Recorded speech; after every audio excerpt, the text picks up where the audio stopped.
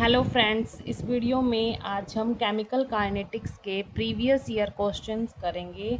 जो HTET exam में जितने भी प्रीवियस ईयर क्वेश्चंस आए हुए हैं केमिकल काइनेटिक्स के, वो सभी हम यहाँ पर सॉल्व करेंगे। और वो क्वेश्चंस कौन कौन से ईयर्स के होंगे, 2019 से 2023 के बीच में जितने भी यहाँ पर केमिकल काइनेटिक्स के प्रीवियस ईयर क्वेश्चंस आए हुए हैं वो सभी हम यहाँ पर सॉल्व करेंगे। तो आप इस वीडियो को लास्ट तक देखना, आपके लिए बहुत ही हेल्पफुल होगी ये वीडियो। क्योंकि जो एचटेट एग्ज़ाम होता है उसमें ना कुछ क्वेश्चंस ना रिपीट होते हैं, कुछ एक आधे क्वेश्चन क्या होते हैं रिपीट होते हैं। तो ये वीडियो आपके लिए बहुत ही हेल्पफुल होगी और यहाँ से आपको समझ आ जाएगा कि आपको कैसे प्रिपरेशन करनी है। ठीक है, तो वन बाय वन हम यहाँ पर डिस्कस कर लेते हैं। तो फर्स्ट क्वेश्चन रहेगा हमारे पास, the average rate for the reaction दे रखी है यहाँ पर और उसका रेट गिवन है। रेट कितना, 6.79 मल्टीप्लाई 10⁻⁻⁴। यहाँ पर रेट दे रखा है, एवरेज रेट दे रखा है रिएक्शन का, इस रिएक्शन का।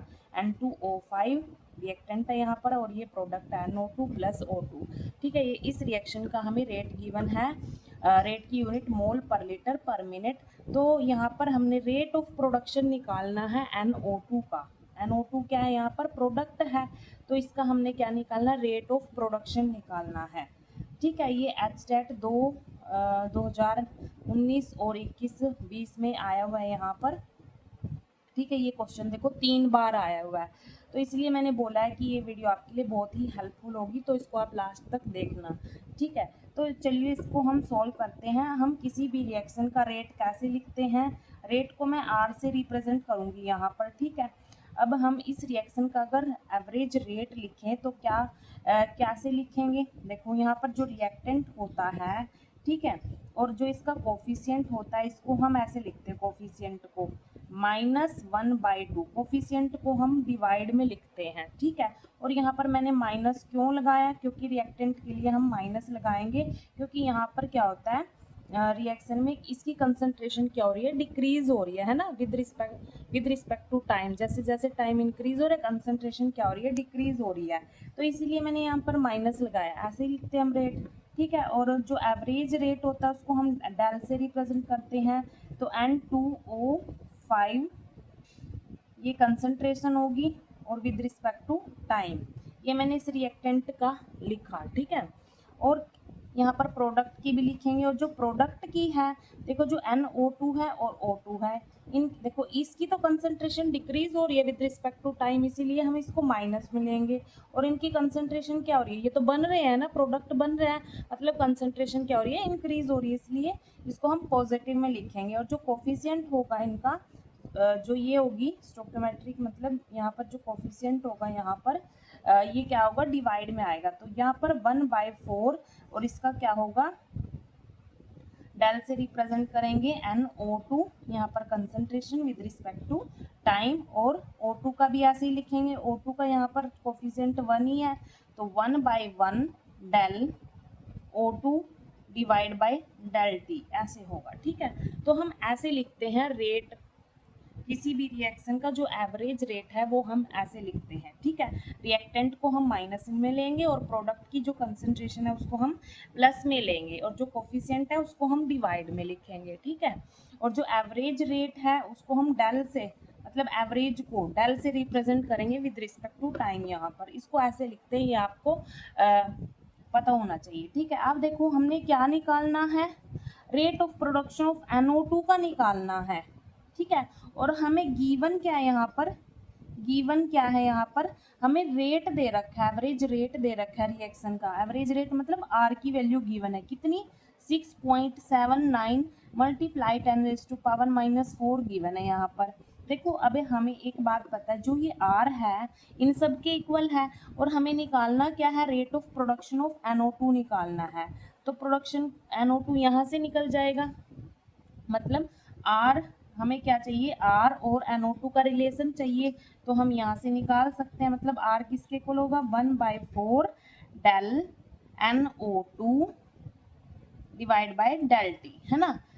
क्यों लिखा मैंने, क्योंकि हमने निकालना ही यही है, rate of production of NO2 निकालना है, इसीलिए मैंने यहाँ से R और इसका रिलेशन निकाल लिया, क्योंकि R की वैल्यू तो हमें गिवन थी, तो R की जगह हम वैल्यू पुट करेंगे 6.79 multiply 10⁻⁻⁴ equals to 1/4 del NO2 divide by del T. अब ये 4 यहाँ पर डिवाइड में उधर जाके मल्टीप्लाई हो जाएगा, 4 multiply 6.79 multiply 10⁻⁻⁴ equals to del NO2 divide by del T. Rate of production of NO2 का मतलब ही क्या है, ये निकालना है हमने, ये वाली वैल्यू निकालनी है, ठीक है। अब देखो इसको हम मल्टीप्लाई करेंगे तो हमारे पास क्या आएगा, तो यहाँ पर हमारे पास क्या आएगा 27.16 यहाँ पर multiply 10⁻⁻⁴ equals to del NO2 divide by del T. यहाँ पर हमें ऑप्शन दे रखे हैं तो हम ऑप्शन में से यहाँ पर टिक कर सकते हैं। यहाँ पर देखो यहाँ पर 27.16 आया हुआ है, तो हम यहाँ पर देखो ये जो 6 है लास्ट वाला डिजिट है, अगर लास्ट वाला डिजिट 5 या 5 से बड़ा हो तो उससे नेक्स्ट वाले डिजिट में हम 1 ऐड कर देते हैं, है ना। तो हम क्या करेंगे यहाँ पर 1 ऐड कर देते हैं, 27.2 हो जाएगा मल्टीप्लाई 10⁻⁻, यहाँ पर क्या आ जाएगा -4 इक्वल किसके del NO2 divide by del T, है ना। अब देखो हमें ऑप्शन में हमारे पास क्या आया 27.2 आया, है ना, मल्टीप्लाई 10⁻⁻⁴, लेकिन हमें ऑप्शन में यहाँ पर क्या दे रखा है, इससे रिलेटेड कौन सी वैल्यू है 2.72 है और 10⁻³ है, तो हम 10⁻³ में अगर इसको कन्वर्ट करेंगे तो हमें क्या करना पड़ेगा, ये पॉइंट यहाँ से हटाएंगे और कहाँ पर लगाएंगे, यहाँ पर लगाएंगे, है ना। अगर हमें ऑप्शन के अकॉर्डिंग देखना है तो हमें क्या करना पड़ेगा, यहाँ से पॉइंट हटाया और यहाँ पर लगाया, है ना, और क्या करना पड़ेगा 10 से इसको मल्टीप्लाई करना पड़ेगा, ये तो मैथमेटिकल है 2.72, मतलब ये वाली वैल्यू इस वाले ऑप्शन के जैसी है ना, लेकिन यहाँ पर जो पावर है वो -3 में है और हमारे पास -4 में, तो हम इसको रीअरेंज करके लिख सकते हैं, हम इसको ऐसे लिख सकते हैं, एक ही बात है ये, ठीक है। पॉइंट बस यहाँ से हटाया और यहाँ पर लगा दिया, और जो यहाँ पर पावर है मतलब यहाँ पर 10 से मल्टीप्लाई करेंगे तो जो पावर है -3 हो जाएगी, तो हमारे पास ये क्या आ गया, rate of production of NO2 आ गया। ये हमारा यहाँ पर क्वेश्चन सॉल्व हो गया, तो हमारा जो ऑप्शन होगा यहाँ पर थर्ड करेक्ट होगा, ठीक है। आंसर क्या होगा इसका, ऑप्शन थर्ड, हमारा आंसर ये होगा इसका। नेक्स्ट क्वेश्चन करते हैं अब सेकंड क्वेश्चन। देखो ये एचटेट 2019 में आया हुआ है, 2019 में।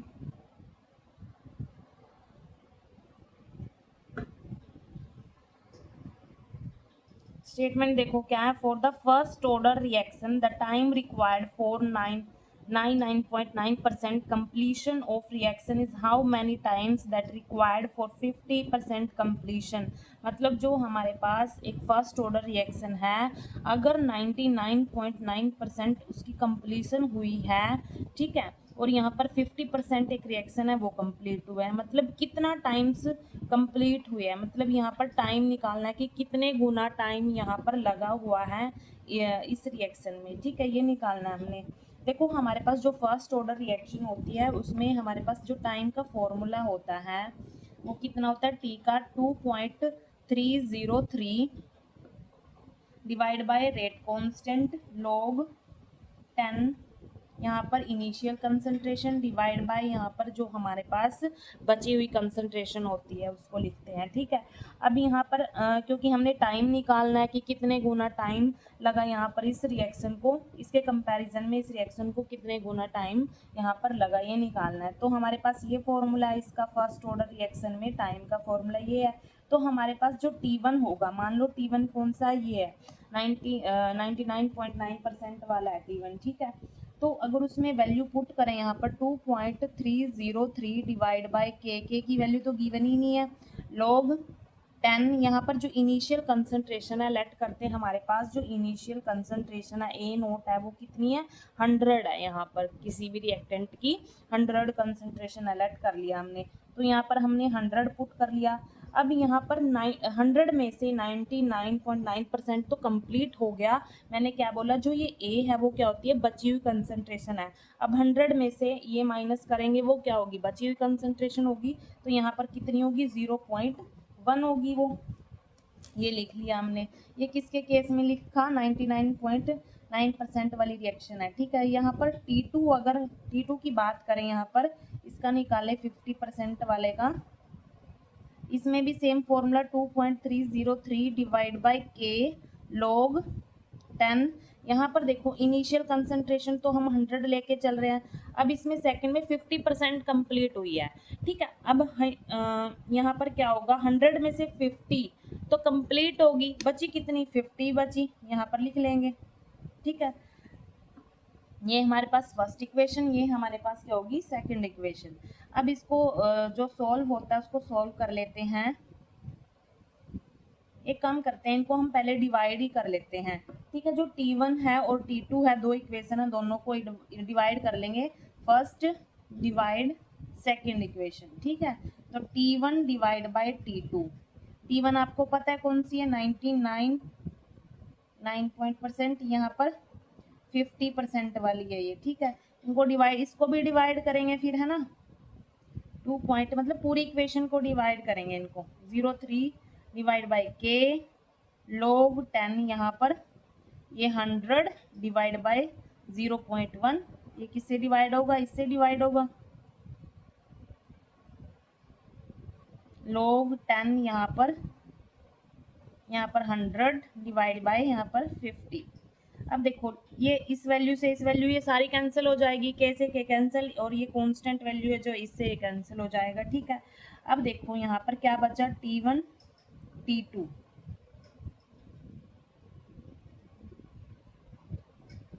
ये किसके इक्वल होएगा log, और यहाँ पर देखो इस 50 से ये 100 2 पे कैंसिल हो जाता है तो 2 आ जाएगा, और यहाँ पर अगर हम पॉइंट हटाएंगे यहाँ पर तो क्या होगा, देखो यहाँ अगर इसको हम रीअरेंज करके लिखे, सोल्व करके लिखे, तो यहाँ पर एक जीरो और आ जाएगी, है ना। पॉइंट हटाएंगे तो क्या होता है डिवाइड में 10 आता है, और वो 10 ऊपर जाके मल्टीप्लाई हो जाता है, तो हम इसको क्या लिखेंगे, डायरेक्ट लिख रही हूँ मैं यहाँ पर, तो क्या आएगा सोल्व करके 10 आ जाएगा, यहाँ पे 10 की पावर 3 हो जाएगी। अभी 100 है ना, 10 की पावर 2 है, तो ये पॉइंट को अगर हम ऊपर मतलब यहाँ पॉइंट हटा के नीचे जो 10 आएगा ना उसको 10 को ऊपर लेके जाएंगे तो 10 की पावर 3 हो जाती है यहाँ पर, डिवाइड बाय log 10, यहाँ पर क्या होता है 2, है ना, 2 आया ना यहाँ पर, इसको सोल्व करेंगे। अब देखो हमारे पास एक जो फॉर्मूला होता है log m की पावर n, इसका ये किसके इक्वल होता है, मान लो m क्या है यहाँ पर 10 है और n क्या है 3 है, ठीक है। ये किसके इक्वल होता है,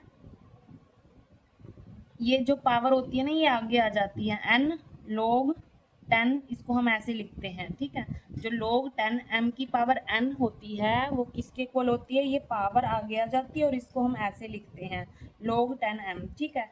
तो इसको भी ऐसे ही लिखेंगे हम, यहाँ पर लिख लेते हैं, यहाँ पर ये पावर आगे आएगी तो 3 यहाँ पर आ जाएगा, 3 मल्टीप्लाई log 10, और यहाँ पर क्या रह जाता है log 10 रह जाता है। ये 10 क्या बेस है इसका log का, ठीक है, और यहाँ पर 2। अब इसको हम सोल्व कर लेते हैं,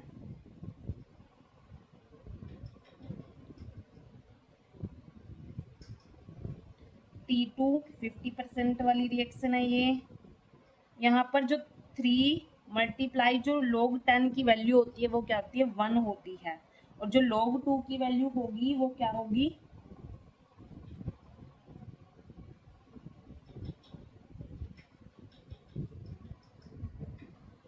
log 2 की वैल्यू 0.3 होती है। अब इसको हम सोल्व कर लेते हैं, यहाँ पर कर लेते हैं, मैं ऐसे ही लिख रही हूँ, अब ये नहीं लिखूंगी मैं, ठीक है। T1 मतलब कौन सी है, ये 99.9% वाली रिएक्शन है, डिवाइड बाय T2, तो 3 यहाँ पर यहाँ पर अगर हम पॉइंट हटाएंगे तो इसके नाम का यहाँ पे नीचे 10 आ जाएगा, और इसको हम फर्दर सोल्व करेंगे तो क्या आएगा, ये 3 डिवाइड बाई 1 ऐसे लिख सकते हैं हम इसको। 3 से 3 कैंसिल और यहाँ पर 10 बचेगा, है ना। जो T1 रिएक्शन है, अब यहाँ से हमें क्या पता, जो T1 रिएक्शन है, अब यहाँ पर देखो डिवाइड बाई T2 किसके इक्वल आया, 10 के इक्वल आया। ये T1 डिवाइड बाई T2 किसके इक्वल आया, 10 के इक्वल आया। तो क्रॉस मल्टीप्लाई करेंगे यहाँ पर तो हमें क्या निकलेगा, यहाँ पर क्या आएगा, यहाँ पर सोल्व करके मैं यहाँ पर करके दिखा देती हूँ आपको, यहाँ पर जगह जगह नहीं है। ये देखो T1 divide by T2 equals to 10 आया, ठीक है। क्रॉस मल्टीप्लाई करेंगे तो क्या आएगा, T1 equals to 10 times into T2। मतलब जो हमारे पास T2 वाली, जो T2 क्या थी, 50% वाली रिएक्शन थी, है ना, उसके लिए जो टाइम हुआ है, टाइम है वो मल्टीप्लाई में 10 टाइम्स है, ठीक है, 10 टाइम्स है। यहाँ पर यही पूछा था कि जो हमारे पास 99.9% जो कंप्लीट हुई थी रिएक्शन और जो 50% कंप्लीट हुई थी, उनके बीच में टाइम का क्या रिलेशन है, कि कितने टाइम ज़्यादा है, ठीक है। तो यहाँ पर 10 टाइम्स आएगा, क्या आएगा, 10 टाइम्स। तो हमारा ऑप्शन सेकंड ठीक है। तो इसका आंसर क्या आएगा, 10 टाइम्स। इनका रिलेशन पूछा था, मतलब यहाँ पर टाइम पूछा कि कितने गुना ज़्यादा टाइम लगेगा यहाँ पर, ठीक है। तो 10 टाइम्स, 10 गुना ज़्यादा टाइम लगेगा यहाँ पर। जो हमारे पास ये 50% रिएक्शन है, यहाँ पर 10 गुना ज़्यादा टाइम लगेगा। हाँ, ये T1 किसके इक्वल हो जाएगा, 10 times into T2। Next question देखो। अब देखो यहाँ पर जो थर्ड क्वेश्चन है वो एचटेट 2020 और 2022 में आया हुआ है, ठीक है। तो यहाँ पर रिएक्शन दे रखी है E प्लस एस, यहाँ पर ये रिएक्टेंट है और यहाँ पर रेट कांस्टेंट दे रखा है। जो फॉरवर्ड रिएक्शन है उसका Ka है और जो रिवर्सिबल है Ka डैश है। यहाँ पर रिवर्सिबल की नोटेशन नहीं दे रखी, जो दूसरा रेट कांस्टेंट है वो रिवर्सिबल का ही दिखाया हुआ है यहाँ पर, और ये हमारे पास ES है, ठीक है। और ये एक मैकेनिज्म दे रखी है रिएक्शन की, ये कॉम्प्लेक्स रिएक्शन है, यहाँ पर ये इंटरमीडिएट है। अब ये इंटरमीडिएट से प्रोडक्ट बना, इसका जो रेट कांस्टेंट है वो Kb है। तो यहाँ पर क्या निकालना है, what is the concentration of enzyme substrate, मतलब जो इंटरमीडिएट है ये एंजाइम सबस्ट्रेट ही है, ES है यहाँ पर एंजाइम सबस्ट्रेट, ठीक है। Complex by applying steady state approximation, हमने क्या करना है, स्टेडी स्टेट अप्रोक्सीमेशन अप्लाई करके हमने ES की जो कॉन्सेंट्रेशन है वो निकालनी है। अब देखो स्टेडी स्टेट अप्रोक्सीमेशन में पहले हम क्या करते हैं, इन रिएक्शन को ही लिख लेते हैं। देखो यहाँ पर जो E प्लस एस जो रिएक्टेंट है उसका रेट कांस्टेंट Ka और उससे क्या बन रहा है, ES बन रहा है, ठीक है। ये तो एक हो गया। अब यहाँ पर दूसरा रेट कांस्टेंट दे रखा है, इसका मतलब क्या है कि ये जो रिएक्शन है वो फॉरवर्ड तो है ही है, वो रिवर्सिबल भी जा रही है। रिवर्सिबल मतलब ES से वापस ये भी बन रहा है, ES और rate constant Ka dash E plus S.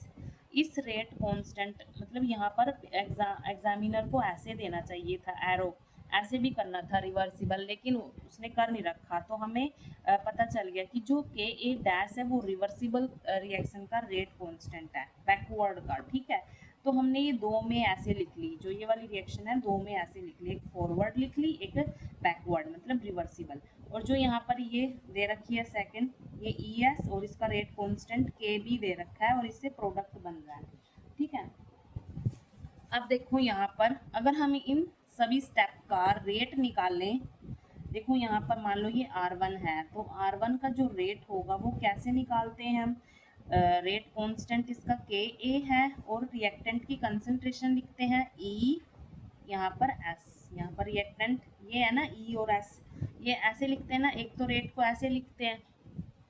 ऐसे ही सेकंड स्टेप का हम रेट R2 लेट करेंगे और उसका जो रेट कांस्टेंट है वो Ka डैश और यहाँ पर जो रिएक्टेंट है उसकी कंसंट्रेशन, ठीक है।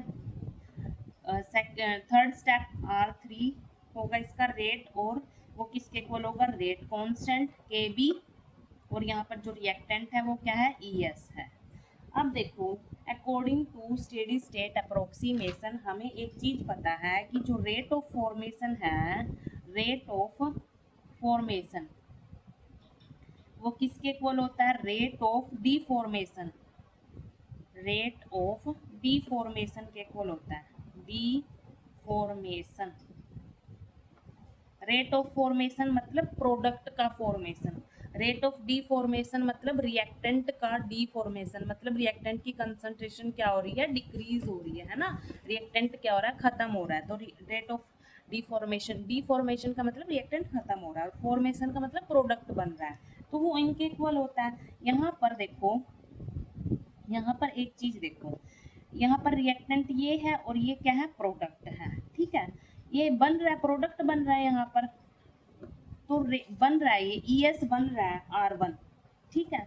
तो R1 फॉर्मेशन हो रहा है ना, इसका फॉर्मेशन हो रहा है, तो R1 किसके इक्वल होगा? सॉरी, यहाँ पर जो R1 है, रेट ऑफ फॉर्मेशन की जगह मैंने क्या लिखा? R1, ES का फॉर्मेशन हो रहा है। अब वापस से यहाँ पर देखो, यहाँ पर रिएक्टेंट ES है और जो E+S है वो पहले क्या थे? रिएक्टेंट थे ना, क्या थे? रिएक्टेंट थे। यहाँ पर पहले इसका फॉर्मेशन हुआ, ठीक है। यहाँ पर तो ये प्रोडक्ट की फॉर्म में है, मतलब फॉर्मेशन है, तो मैंने रेट ऑफ फॉर्मेशन R1 लिख दिया यहाँ पे, ठीक है। अब जो ये ES है, यहाँ पर क्या हुआ? इसका डीफॉर्मेशन हो रहा है। क्या हो रहा है? डीफॉर्मेशन। देखो, डीफॉर्मेशन मतलब ये किस में कन्वर्ट हो रहा है? E+S में हो रहा है ना कन्वर्ट। फॉर्मेशन में हम प्रोडक्ट का लिखेंगे, ठीक है, यहाँ पर R1, क्योंकि हमने देखो क्या निकालना है? हमने ES की ही कंसंट्रेशन निकालनी है, तो ES को ही हम देखेंगे, यहाँ पर ES को ही लेके चलेंगे। देखो यहाँ पर ES का क्या बन रहा है? प्रोडक्ट बन रहा है ES का यहाँ पर, इसीलिए मैंने फॉर्मेशन में यहाँ पर R1 लिखा, इसका रेट लिखा। अब यहाँ पर ES का क्या हो रहा है? डीफॉर्मेशन हो रहा है, क्योंकि रिएक्टेंट है ये, यहाँ पर रिएक्टेंट जैसे ही प्रोडक्ट में कन्वर्ट होगा, रिएक्टेंट तो खत्म हो जाएगा ना, डीफॉर्मेशन हो जाएगा, तो यहाँ पर R2 आ गया। अब थर्ड स्टेप में भी ES का क्या हो रहा है? डीफॉर्मेशन हो रहा है, मतलब ES क्या हो रहा है? खत्म हो रहा है विद रिस्पेक्ट टू टाइम। जैसे जैसे टाइम बढ़ रहा है ES क्या हो रहा है? खत्म हो रहा है यहाँ पर भी, तो प्लस R3। देखो यहाँ पर क्या आया? Rate of formation equals to rate of deformation. हम ES की हमने निकालनी है यहाँ पर कंसंट्रेशन, तो ES को हम लेके चलेंगे यहाँ पर। फर्स्ट स्टेप में देखो ES का फॉर्मेशन हो रहा है, ES बन रहा है यहाँ पर, ठीक है, तो R1 लिखा मैंने फॉर्मेशन की जगह, फिर इक्वल, और यहाँ पर सेकेंड स्टेप में ES का क्या हो रहा है? डीफॉर्मेशन। ES क्या हो रहा है? कम हो रहा है धीरे धीरे with respect to time, deform हो रहा है वो, तो मैं रेट ऑफ डीफॉर्मेशन की जगह R2 लिखूंगी। और थर्ड स्टेप में भी ES का क्या हो रहा है? डीफॉर्मेशन, इसलिए मैंने प्लस में R3 लिख दिया।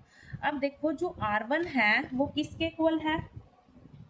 यहाँ पर R1 हमने रेट निकाला था ना, R1 किसके इक्वल है? वो वैल्यू पुट कर दो, KAE, यहाँ पर S, यहाँ पर R2 KA dash ES plus यहाँ पर R3 किसके इक्वल है? KB ES के इक्वल है, ठीक है, ये हो गया यहाँ पर। अब देखो यहाँ से हमने क्या निकालना है? ES की कंसंट्रेशन निकालनी है, KAE S, ये एज इट इज लिखेंगे यहाँ पर ES कॉमन ले लेंगे, क्या बचेगा? KA डैश प्लस KB बचेगा यहाँ पर। तो ये चीज़ तो हमने निकालनी है, ये इसके मल्टीप्लाई में ये वाली चीज़ इधर डिवाइड में आ जाएगी, KA divide by KA dash plus KB, और यहाँ पर ये E और S तो था ही ऑलरेडी, और ये है हमारे पास ES की कंसंट्रेशन आ गई, क्या आई? KA divide by KA dash plus KB, और मल्टीप्लाई में E की कंसंट्रेशन, S की कंसंट्रेशन, ठीक है। तो हमारे पास एंजाइम सबस्ट्रेट, जो एंजाइम सबस्ट्रेट है ना, E से एंजाइम, S से सबस्ट्रेट, ठीक है, तो इसकी कंसंट्रेशन आ गई हमारे पास एंजाइम सबस्ट्रेट की। ES क्या है यहाँ पर? एंजाइम सबस्ट्रेट की कंसंट्रेशन आ गई, तो ऑप्शन कौन सा ठीक होगा? देखो यहाँ पर क्या आई वैल्यू हमारे पास? KA डिवाइड में KA डैश प्लस KB है, KA divide KA dash plus KB, तो ये वाला ऑप्शन ठीक होगा ना, सेकंड, तो आंसर इसका सेकंड आ जाएगा। सेकंड ऑप्शन करेक्ट होगा। ठीक है, अब उसके बाद नेक्स्ट न्यूमेरिकल देखो, फोर्थ न्यूमेरिकल देखो यहाँ पर फोर्थ क्वेश्चन जी, ये एस्टेट 2020 में आया हुआ है। यहाँ पर एक नॉन स्टोक्योमेट्रिक रिएक्शन दी हुई है 2A + B प्रोडक्ट क्या C + D। The following kinetic data were observe in 3 separate experiment all at 298 kelvin. यहाँ पर 3 सेपरेट अलग से एक्सपेरिमेंट किए गए और इस सेम टेम्परेचर पर किए गए। ठीक है, मान लो हमारे पास रिएक्टेंट क्या है, ए है और बी है। ए की इनिशियल कंसंट्रेशन ये है और बी की ये वाली इनिशियल कंसंट्रेशन है और उनका रेट ऑफ फॉर्मेशन ये है। ठीक है, ए और बी का। यहाँ पर 3 एक्सपेरिमेंट किए गए, एक तो ये वाला, एक ये वाला, एक ये वाला। ठीक है, 3 किए गए। हमने क्या करना है, इस रिएक्शन का रेट बताना है। ठीक है, तो हम इस क्वेश्चन को इनिशियल रेट मेथड से सॉल्व करेंगे। इनिशियल रेट मेथड से हम इसको सोल्व करेंगे। उसमें हम क्या करते हैं, देखो हमारे पास ये ए की कंसंट्रेशन है, ये बी की, और यहाँ पर ये रेट ऑफ फॉर्मेशन है, रेट दे रखा है यहाँ पर रेट इनका। ठीक है, मतलब एक बारी में जब ए की कंसंट्रेशन ये थी और बी की ये थी तब रेट ये था। ठीक है, ए की तब जब कंसंट्रेशन ये थी और बी की ये थी तब रेट ये था, ऐसे दे रखा है। 3 एक्सपेरिमेंट करे। ठीक है, अब देखो हम इस रेट मेथड में, इनिशियल रेट मेथड में क्या करते हैं, देखो यहाँ पर हम एक बारी क्या करते हैं, जो ए है हमारे पास, उसकी कंसंट्रेशन, कोई भी 2 कंसंट्रेशन को ऐसे ही कांस्टेंट रखते हैं और बी की कंसंट्रेशन को देखते हैं। देखो यहाँ पर पहले क्या थी, पहले एक्सपेरिमेंट में 0.1 थी और सेकंड में 0.2 हुई, मतलब यहाँ पर क्या होगी, डबल होगी कंसंट्रेशन। उससे क्या हुआ, रेट में क्या फर्क पड़ा, देखो रेट में कुछ भी फर्क नहीं पड़ा। पहले एक्सपेरिमेंट में भी 1.2 था और दूसरे में भी 1.2 इंटू 10⁻³ है। ठीक है, देखो मैंने क्या बोला, पहले हम क्या करेंगे, एक बारी क्या करेंगे, ए की कंसंट्रेशन को कांस्टेंट रखेंगे। देखो सेम है ना, कांस्टेंट है, कांस्टेंट रखेंगे। बी की कंसंट्रेशन को हम देखेंगे, यहाँ पर बी की कंसंट्रेशन पहले 0.1 थी, दूसरी बार 0.2 हुई, मतलब डबल होगी। बी की कंसंट्रेशन डबल हुई तो रेट ऑफ फॉर्मेशन में क्या फर्क पड़ा, कांस्टेंट रहा, है ना। रेट ऑफ फॉर्मेशन क्या रहा, कांस्टेंट रहा। सी का बोल रहे हैं हम यहाँ पर, सी का। ठीक है, कांस्टेंट, क्योंकि 1.2 यहाँ पर भी 1.2 ही है। तो हम यहाँ पर इसको कैसे लिखेंगे कि जो आर है, एक चीज़ पता है आपको कि जो रेट होता है वो डायरेक्टली प्रोपोर्शनल होता है कंसंट्रेशन को। तो हम ऐसे लिख सकते हैं, यहाँ पर हम B की देख रहे हैं ना, क्योंकि A की तो कांस्टेंट है, तो B की देख रहे हैं, यहाँ पर B की डबल हुई लेकिन रेट पर कोई भी फर्क नहीं पड़ा, तो उसको हम कैसे लिखेंगे, B की पावर 0, है ना, ये लिखेंगे हम। क्योंकि अगर वो भी डबल होती, मान लो ये डबल हुई कंसंट्रेशन, अगर ये फॉर रेट भी डबल होता तो हम यहाँ पर पावर 1 लगाते, तो वो डायरेक्टली प्रोपोर्शनल हो जाता ना, भी कंसंट्रेशन भी बढ़ रही है और साथ के साथ रेट भी बढ़ रहा है। लेकिन यहाँ पर जब कंसंट्रेशन बढ़ी, डबल हुई, तो रेट पर कुछ फर्क ही नहीं पड़ा, रेट क्या रहा, कांस्टेंट, तो उसको हम 0 लिखेंगे यहाँ पर। मतलब बी की कंसंट्रेशन डबल हुई तो रेट क्या हुआ, रेट तो कांस्टेंट ही रखा, तो उसको हम ऐसे लिखेंगे कि आर डायरेक्टली प्रोपोर्शनल बी की पावर 0। ठीक है, अब देखो दूसरी बार हम क्या करेंगे यहाँ पर, अब हमने बी की तो हमने निकाल ली, अब ए के रिस्पेक्ट में देखना है हमने, तो हम क्या करेंगे, बी की कंसंट्रेशन को कांस्टेंट रखेंगे और ए की ऑब्जर्व करेंगे। यहाँ पर देखो बी की सेम कौन सी है, 0.1 और 0.1, ये वाली है, ये वाली यहाँ पर कांस्टेंट रहेंगी बी की। बी की अगर ए के रिस्पेक्ट में देखेंगे, बी की तो कांस्टेंट रहेंगी। ए का अगर हम देखें यहाँ पर, इसका देखें, देखो 1 ले रहे हैं, थर्ड 1 और थर्ड का देख रहे हैं, तो ए का भी 1 और थर्ड देखना है। देखो यहाँ पर पहले 0.1 था और यहाँ पर बाद में थर्ड एक्सपेरिमेंट में क्या है, 0.2 ही, मतलब कंसंट्रेशन क्या हुई, डबल हुई। तो ऐसे ही हम रेट में भी देखेंगे, फर्स्ट का और थर्ड एक्सपेरिमेंट का। पहले रेट क्या था, 1.2 था और थर्ड में 2.4। देखो यहाँ पर ए की कंसंट्रेशन डबल हुई, साथ के साथ रेट भी क्या हुआ, डबल हुआ। तो उसको हम कैसे लिखेंगे, और किसका ऑब्जर्व कर रहे हैं हम, ए का ऑब्जर्व कर रहे हैं, ए की पावर 1। ठीक है, क्योंकि यहाँ पर देखो जितना कंसंट्रेशन में इंक्रीमेंट हुआ उतना ही रेट में इंक्रीमेंट हुआ, तो हम कैसे लिखते हैं कि आर डायरेक्टली प्रोपोर्शनल ए की पावर 1। ठीक है, ऐसे लिखते हैं कि कंसंट्रेशन भी डबल हुई और रेट भी डबल हुआ, ऐसे निकाल लिया हमने। ये क्या होता है, इनिशियल रेट मेथड होता है। इसमें क्या करते हैं, जब हमने ए के रिस्पेक्ट में देखनी है कंसंट्रेशन, तब बी को कांस्टेंट रख लेते हैं। अगर बी के रिस्पेक्ट में कंसंट्रेशन देखनी है, रेट देखना है, तो ए को कांस्टेंट रख लेते हैं। ठीक है, देखो यहाँ पे हमने बी का ऑब्जर्व किया, तो पहले क्या किया था, ए को कांस्टेंट रखा था, यहाँ पर कंसंट्रेशन डबल, लेकिन रेट पर कोई फर्क नहीं पड़ा, रेट कांस्टेंट रहा, तो यहाँ पर 0 आ जाएगा रेट, मतलब यहाँ पर बी के रिस्पेक्ट में यहाँ पर क्या आ जाएगा, 0 पावर आ जाएगी यहाँ पर। अब अगर हम ए के रिस्पेक्ट में देखेंगे तो हमें बी का कांस्टेंट रखना पड़ेगा, बी का क्या करना पड़ेगा, कांस्टेंट रखना पड़ेगा। ये फर्स्ट और थर्ड सेम है ना, कांस्टेंट रखा। अब ए के रिस्पेक्ट में देख रहे हैं, देखो फर्स्ट और थर्ड में ये कंसंट्रेशन डबल हो रही है, 0.1 से 0.2 डबल हुई, तो रेट भी क्या हुआ, डबल हुआ, 1.2 से 2.4 हो गया, तो उसको हम क्या लिखेंगे, आर डायरेक्टली प्रोपोर्शनल ए की पावर 1। ये ए के रिस्पेक्ट में है, ये बी के रिस्पेक्ट में है। ठीक है, तो यहाँ पर अगर हम दोनों का मिला के देखना है हमने, तो है ना, दोनों का मिला के देखना है, क्योंकि क्वेश्चन में दोनों ही कंसंट्रेशन दे रखी है, तो कंबाइन करें इसको हम, आर डायरेक्टली प्रोपोर्शनल किसके होगा, ए की पावर 1 और बी की पावर 0 के इक्वल होगा यहाँ पर, और जिसकी पावर 0 होती है उसकी वैल्यू क्या होती है, 1 होती है, तो आर डायरेक्टली प्रोपोर्शनल ए की पावर 1। ये हमारे पास क्या आ गया, रेट आ गया। और अगर इस प्रोपोर्शनैलिटी का यहाँ पर साइन हटाए तो क्या आएगा, आर इक्वल्स टू के, के क्या है, रेट कांस्टेंट है, तो ये हमारे पास क्या आ गई, रेट आ गया, रिएक्शन का रेट आ गया, आर इक्वल्स टू के ए की पावर 1। ठीक है, तो ये क्या इनिशियल रेट मेथड है। देखो ऐसे करते हैं, जब कंसंट्रेशन, जितनी कंसंट्रेशन इंक्रीज हुई, अगर उतना ही रेट भी इंक्रीज हुआ, तो हम ऐसे लिखते हैं, पावर 1 लिखते हैं। अगर मान लो कंसंट्रेशन डबल हो गई और रेट पर कोई फर्क नहीं पड़ा, तो हम पावर 0 लगाते हैं यहाँ पर। ठीक है, तो ये हमारे पास इस रिएक्शन का रेट आ गया।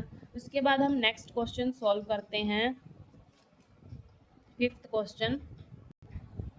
फिफ्थ क्वेश्चन देखो हमारे पास एचटेट 2020 में भी आया और 2021 में भी आया। ठीक है, तो इसीलिए मैं बोलती हूँ कि जो कुछ क्वेश्चन होते हैं वो रिपीट होते हैं, इसीलिए हमें प्रीवियस ईयर क्वेश्चन करने चाहिए। ठीक है, तो इस वीडियो को आप लगातार देखिए तो आपको बहुत ही हेल्प मिलेगी।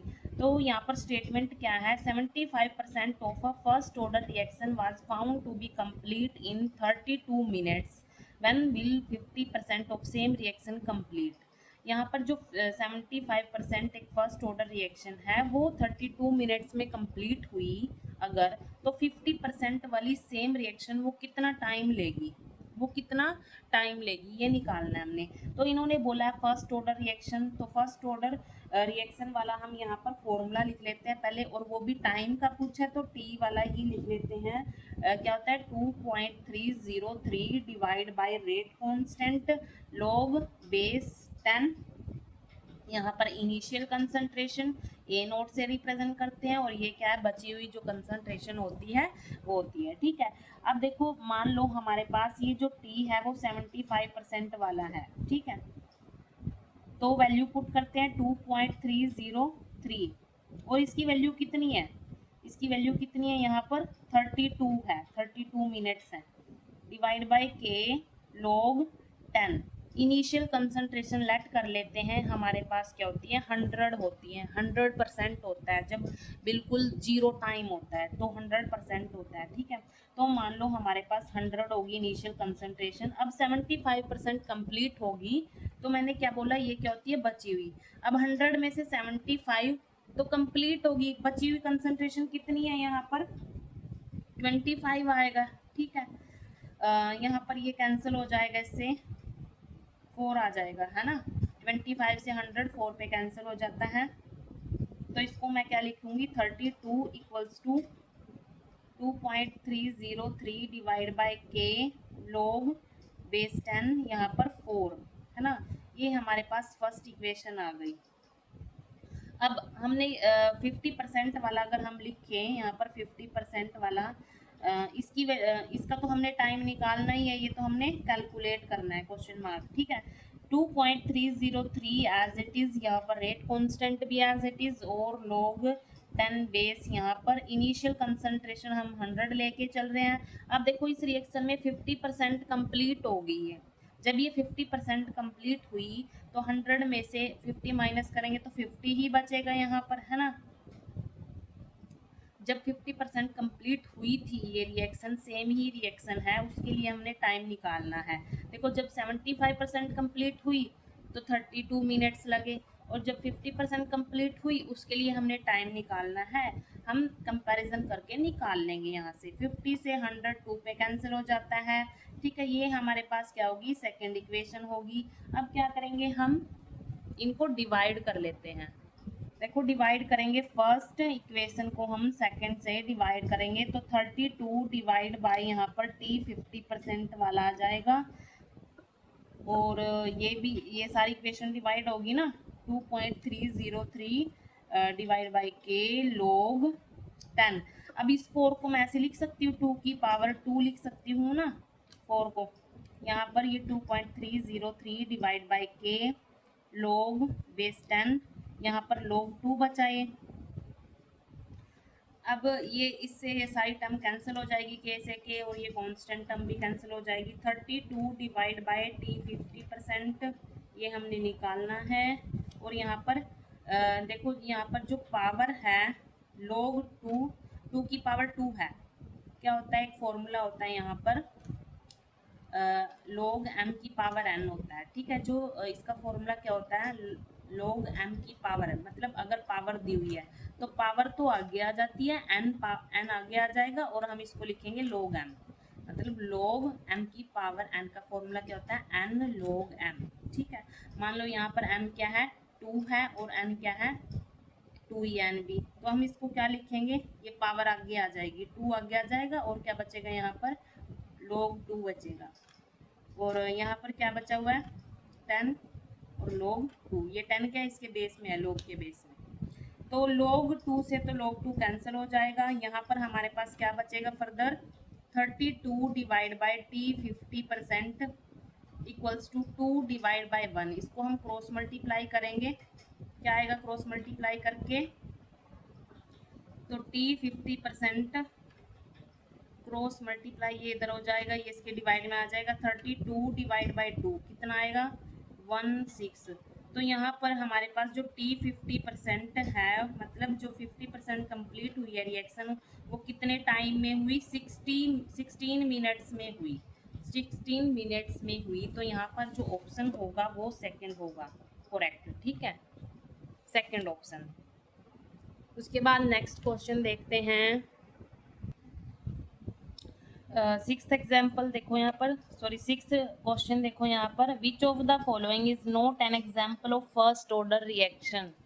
ये क्वेश्चन एस्टेट 2022 में आया हुआ है, और आपको ना ऐसे ही रिएक्शन दे देंगे और पूछ लेंगे कि कौन सा जीरो ऑर्डर रिएक्शन है और कौन सा फर्स्ट ऑर्डर रिएक्शन है, ऐसे पूछ लेंगे, ठीक है। तो यहाँ पर पूछा हुआ है कि ये ऑप्शन दे दिए 4, इनमें से पूछा कि फर्स्ट ऑर्डर रिएक्शन कौन सी नहीं है इसमें, ठीक है, वो हमने देखनी है। तो आपको जैसे ही आप ना वो करेंगे, प्रिपरेशन करेंगे इसकी, जितने भी आप एग्जाम्पल्स देखेंगे बुक में, एनसीईआरटी में, वो ही आते हैं एग्ज़ाम में भी। तो आपके जितनी प्रैक्टिस करोगे आप, ठीक है, तो उससे आपको ना माइंड में बैठ जाएगा कि कौन सी फर्स्ट ऑर्डर है, कौन सी जीरो ऑर्डर है, कौन सी सेकंड ऑर्डर है, ठीक है। तो इसमें क्या है, फोर्थ जो रिएक्शन है वो जीरो ऑर्डर रिएक्शन है, और बाकी सारी क्या है, फर्स्ट ऑर्डर रिएक्शन है, ठीक है, और बाकी सारी क्या है, फर्स्ट ऑर्डर। तो यहाँ पर ऑप्शन 4, यहाँ पर ऑप्शन 4 आ जाएगा इसका आंसर। मतलब ये वाली जो रिएक्शन है, जो अमोनिया वाली रिएक्शन है, यहाँ पर ये जीरो ऑर्डर रिएक्शन है, ये फर्स्ट ऑर्डर नहीं है, बाकी सारी क्या है, फर्स्ट ऑर्डर रिएक्शन, ठीक है। उसके बाद नेक्स्ट क्वेश्चन देखो, 7th क्वेश्चन है, ये एस्टेट 2023 में आया हुआ है। The half life period of krypton is 10 years, how long will it take for 99% of the krypton to disintegrate? जो ये डिसइंटीग्रेशन वाली रिएक्शन होती है, क्रिप्टॉन मतलब एक डिसइंटीग्रेशन वाली रिएक्शन होती है, वो फर्स्ट ऑर्डर वाली रिएक्शन होती है ज़्यादातर, ठीक है। तो यहाँ पर क्या दिया हुआ है, हाफ लाइफ पीरियड दे रखा है, मतलब टी हाफ की वैल्यू यहाँ पर 10 ईयर्स गिवन है। हमने क्या निकालनी है कि जब ये 99% हो जाती है तो उसके लिए कितना टाइम लगेगा, ये हमने निकालना है। तो हमें टी हाफ की वैल्यू गिवन है, मतलब टाइम गिवन है 10 ईयर्स, ये गिवन है। तो हम क्या करते हैं, पहले टी हाफ वाला ही फर्स्ट ऑर्डर में जो टी हाफ वाला फॉर्मूला है वो अप्लाई करके देखते हैं। टी हाफ किसके इक्वल होता है, 0.693 डिवाइड बाई के, ये फॉर्मूला होता है। यहाँ से हमें के की वैल्यू पता चल जाएगी, रेट कांस्टेंट की वैल्यू हमें यहाँ से पता चल जाएगी, क्योंकि हमें टी हाफ भी दे रखा है। वैल्यू पुट कर देते हैं, टी हाफ की जगह 10 पुट कर देते हैं, 10 ईयर्स है ये, ठीक है। 0.693 डिवाइड बाई के, तो यहाँ से क्रॉस मल्टीप्लाई करेंगे तो के की वैल्यू क्या आएगी, 0.693 डिवाइड बाई 10, और यहाँ पर इसको 10 से डिवाइड करेंगे तो कितना आएगा, 0.0693। ये हमारे पास क्या आ गया, रेट कांस्टेंट के आ गया। अब इस के को हम कहाँ पर यूज़ करेंगे, जो हमारे पास ये टाइम निकालना है ना, हमने 99% जो रिएक्शन कंप्लीट हुई है क्रिप्टॉन की, उसके लिए हमने टाइम निकालना है कि कितने टाइम में कंप्लीट हुई है। तो फर्स्ट ऑर्डर जो हमारे पास रिएक्शन होती है उसका जो फॉर्मूला होता है टाइम से related, 2.303 divide by rate constant log base 10, और यहाँ पर इनिशियल कंसंट्रेशन डिवाइड बाय यहाँ पर जो बची हुई कंसंट्रेशन होती है वो लिखते हैं, ठीक है। अब देखो हमारे पास पहले देखो यहाँ पर हमारे पास रेट कांस्टेंट क्वेश्चन में गिवन नहीं था, ठीक है। यहाँ पर के की हमें वैल्यू की नीड होती ना, तो हमारे पास तो था नहीं, तो हमने क्या किया, इन्होंने हाफ लाइफ पीरियड दे रखा था 10, तो हमने इसको यूज़ करके यहाँ से के निकाल लिया। तो इस के को अब यहाँ पर पुट कर देंगे और हमारे पास 99% जो रिएक्शन कंप्लीट हुई है उसके लिए कितना टाइम लगा वो निकल जाएगा, ठीक है। 2.303 डिवाइड बाय यहाँ पर के कितना, 0.0693 लॉग बेस 10, यहाँ पर जो इनिशियल कंसंट्रेशन अलर्ट करते हैं वो 100 लेके चलते हैं, ठीक है। बिल्कुल स्टार्टिंग में मान लो 100 है, जब टाइम 0 था, इनिशियल कंसंट्रेशन ए नोट से रिप्रेजेंट करते हैं, और जो ए होता है वो बची हुई कंसंट्रेशन होती है। मान लो 100 में से 99% कंप्लीट हो गई और कितनी बची, यहाँ पर 1 बच गई, ठीक है। यहाँ पर 100 में से 99% रिएक्शन कंप्लीट हुई, यहाँ पर कितनी बची, 1। तो अब हमने क्या करना, बस इसको सॉल्व करना है। t equals to 2.303 divide by 0.0693 log base 10, यहाँ पर इसकी यहाँ पर 100 को हम 10 की पावर 2 लिख सकते हैं, और डिवाइड में 1 है, 1 तो मतलब डिवाइड में 1 है, 1 का तो कुछ होता ही नहीं है, मतलब ऐसे लिख सकते हैं इसको, 100 को 10 रेज़ टू पावर 2 लिख सकते हैं, है ना। तो मैंने आपको फॉर्मूला बता रखा है, अगर पावर आ जाती है तो पावर यहाँ पर जैसे 10 की पावर 2 है तो इसकी पावर आगे आ जाएगी, लॉग से पहले आ जाएगी, इसको लिख ही लेते हैं यहाँ पर 2.303 डिवाइड बाय 0.0693, यहाँ पर क्या है, पावर आगे आ जाती है, और इसको हम ऐसे लिखते हैं लॉग बेस 10, यहाँ पर 10। और आपको पता है जो लॉग 10 की वैल्यू होती है वो क्या होती है, 1 होती है। तो 2.303 डिवाइड बाय 0.0693 मल्टीप्लाई 2 मल्टीप्लाई 1। अब इसको बस सोल्व कर लेते हैं। देखो सोल्व करके क्या आएगा, जो ऊपर वाला है इससे 2 से मल्टीप्लाई करेंगे तो कितना आएगा, 4.606 डिवाइड में 0.0693 है, और यहाँ पर इसको डिवाइड करेंगे तो कितना आएगा, 6.46 आ जाएगा, ठीक है। अब देखो मैंने आपको बताया था कि अगर जो लास्ट वाला डिजिट होता है, अगर वो लास्ट वाला डिजिट होता है अगर वो 5 या 5 से बड़ा होता है तो उससे नेक्स्ट वाले में हम 1 ऐड कर देते हैं, तो अप्रोक्सीमेट 6.465 आ जाता है यहाँ पर, ठीक है। ये इतना यहाँ पर ये आ जाएगा,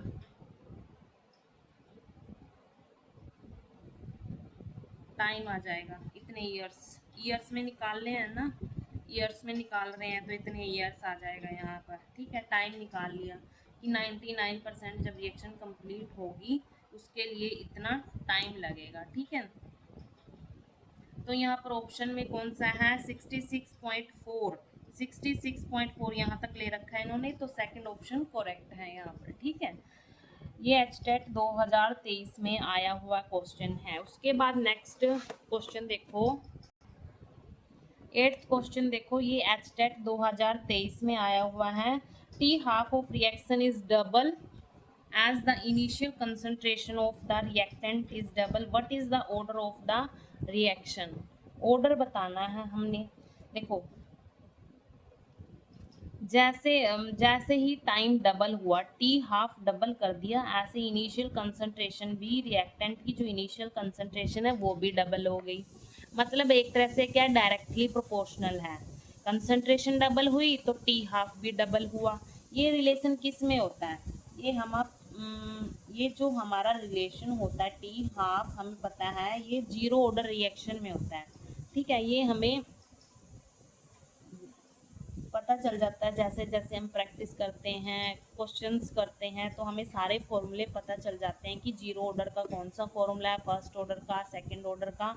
ठीक है, तो ये माइंड में एकदम से बैठ जाते हैं जैसे हम क्वेश्चंस की प्रैक्टिस करते हैं। तो हमारे पास जीरो ऑर्डर का ये फॉर्मूला होता है टी हाफ का, ए नोट डिवाइड बाय 2k। यहाँ पर यहाँ से हमें पता चल रहा है जो टी हाफ है वो डायरेक्टली प्रोपोर्शनल है ए नोट के। T half is directly proportional A note, क्योंकि 1/2 तो क्या है, कांस्टेंट है ना, रेट कांस्टेंट हो गया मान लो के। तो यहाँ से हमें पता है कि जो टी हाफ है वो डायरेक्टली प्रोपोर्शनल है ए नोट, और ये किस में होता है, जीरो ऑर्डर में होता है। ठीक है, और हमें क्वेश्चन में भी गिवन है कि जैसे जैसे कंसंट्रेशन डबल हुई, टाइम भी डबल हुआ। मतलब जितनी कंसंट्रेशन में इंक्रीमेंट हुआ उतना ही टाइम में इंक्रीमेंट हुआ, और ये किस में होता है, डायरेक्टली प्रोपोर्शनल वाले रिलेशन में होता है। तो T half is directly proportional to A naught, इसका मतलब तो यही हुआ ना, टी हाफ, और वो भी इनिशियल कंसंट्रेशन है A naught. T half is directly proportional to A naught, और ये किस में होता है, जीरो ऑर्डर में होता है। तो ऑप्शन 4 इज करेक्ट आंसर इसका। ठीक है, आंसर क्या आएगा, ऑप्शन 4। उसके बाद नेक्स्ट क्वेश्चन देखो, आपको फॉर्मूले लर्न करने पड़ेंगे केमिकल काइनेटिक्स में जितने भी हैं, तो ऐसे आपको ऑर्डर पूछ सकते हैं। ठीक है, ऐसे क्वेश्चन आ सकते हैं आपके पास, तो यहाँ से आप ऑर्डर निकाल सकते हैं।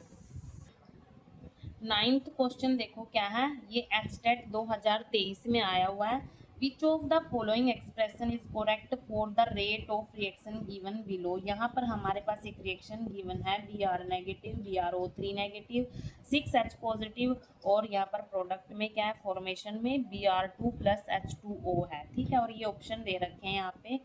यहाँ पर बताना है हमने कि जो ये इस रिएक्शन का रेट है वो क्या होगा, इनमें से कौन सा होगा रेट। ठीक है, वो बताना है हमने। तो हम इस रिएक्शन का रेट लिख लेते हैं, पहले यहाँ पर ये रिएक्शन ही लिख लेते हैं। 5Br negative aqueous plus BrO3 negative aqueous plus 6H positive aqueous, और प्रोडक्ट में 3Br2 एक्वस में है प्लस 3H2O, ये लिक्विड है। ठीक है, अब इसका रेट लिखते हैं। देखो आपको पता है जो रिएक्टेंट होता है उसको हम माइनस में लिखते हैं, है ना, रिएक्टेंट को, और जो प्रोडक्ट होता है, रेट ऑफ फॉर्मेशन होता है, उसको हम प्लस में लिखते हैं, और जो इनका जो कोफिशिएंट होता है उसको हम डिवाइड में लिखते हैं। ठीक है, तो यहाँ पर ये 5 है तो इसको -1/5, और यहाँ पर del Br negative divide by, और जो रेट होता है वो क्या होता है, change in concentration with respect to change in time. तो ये कॉन्सेंट्रेशन होगी और विद रिस्पेक्ट टू टाइम हो गया, है ना। इसको हम ऐसे लिखेंगे Br के केस में इक्वल, और यहाँ पर इसको कैसे लिखेंगे, यहाँ पर कोफिशिएंट 1 है तो -1/1 डेल BrO3 नेगेटिव, यहाँ पर डेल टी इक्वल, यहाँ पर 6 है तो -1/6 del H positive divide by del T equal. अब यहाँ पर ये प्रोडक्ट में है, तो प्रोडक्ट का जो होगा उसको हम प्लस में लिखते हैं 1/3। यहाँ पर माइनस नहीं लगेगा, प्रोडक्ट को हम प्लस में लिखेंगे del Br2 divide by del T equal में क्या आएगा 1/3 del H2O divide by del T. ठीक है, अब देखो ऑप्शन में हमें, ऑप्शन देखो पहले ऑप्शन की तरफ कि हमें किस किस का रिलेशन गिवन है। यहाँ पर एक तो बी आर नेगेटिव का है, एक एच पॉजिटिव का है, तो उन्हीं दो को उठा लेते हैं। इस जो हमने ये रेट लिखा है ना रिएक्शन में, तो उन्हीं दो का हम रिलेशन उठा लेते हैं यहाँ से, क्योंकि ये सारे इक्वल में है।